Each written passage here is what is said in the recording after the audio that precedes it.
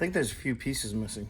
Yeah, just a little bit. Mr. know. Burns, what do we got going here? So, got the knuckle off.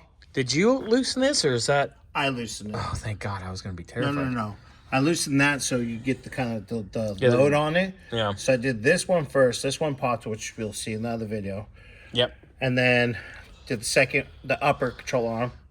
Once again with the pickle fork. Get it done and over with. Bolts. That one doesn't want to come out right now. It's funny.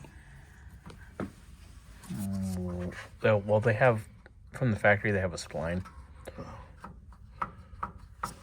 Hold on, let me work it. Oh, there you go. So they have a knurled end? Yeah, I see that. Yeah, see, knurled end. Yeah, never seen that before. So yeah, got the upper controller arm off. So now I'm gonna lower the car down a little bit. Put the jack underneath here.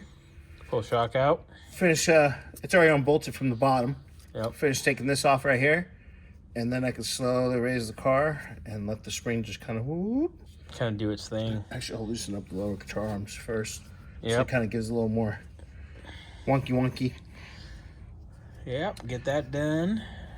But yeah. All right, this side's done. And then, I mean, for getting this on the lift at like 3:30 today, and it's almost, it's 6-ish.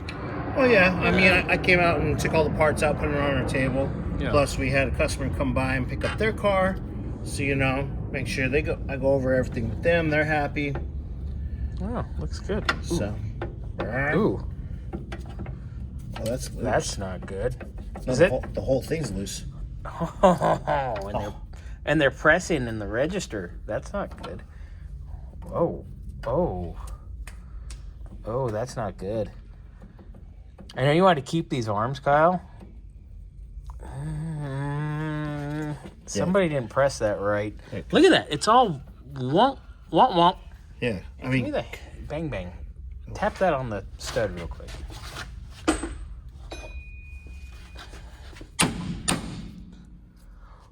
Holy crap, that's the little hammer. well, we found multiple reasons why we have vibration. Well, that'll definitely add to the vibration too, Kyle. Because those need to be pressed in. So now, you know what I would do with these, but that's because I've raced Camaros. So I'd cut this out with a plasma and weld in the screw-in stud thing. And because it's right front, it'd come over here to cheat the camber. And you'd fill it in all nice. And then you can change the ball joint angle too. So you get, so you get that little extra. That's an old circle track trick. I just taught you guys how to cheat a Camaro. Now, if you really want to cheat a Camaro, a Ford Crown Vic lower fits in the Camaro registers, and it widens the car an inch. Really? Yeah. Interesting. It moves the ball joint out about 5/8 each side. Dang, I learned something new today. Yep. And then what you do is there's little triangles cut out on the Crown Vic arms. You weld in plates, make it smooth. If the tech guy's dumb, he don't know.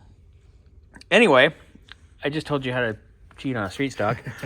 Don't tell. Yeah, that's... Don't tell a tech guy, but yeah, that would definitely make your vibration vibrate more. Fun.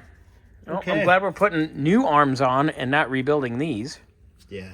Because this is Because then this car would have been stuck on the lift for a while.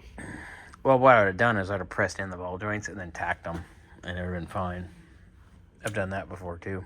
I've seen that done before. Well, I've had to do that. That's the way you'd get around it. So we are setting Kyle's arms to the side though, because he wants to keep them, like we said. So all good.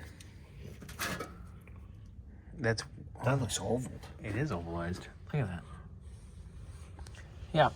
All right. So whoever pressed these new to you Moog ball joints. Okay. So the ball joint's not bad. It's the installation. Yeah. Fun. Okay. Yay! More things.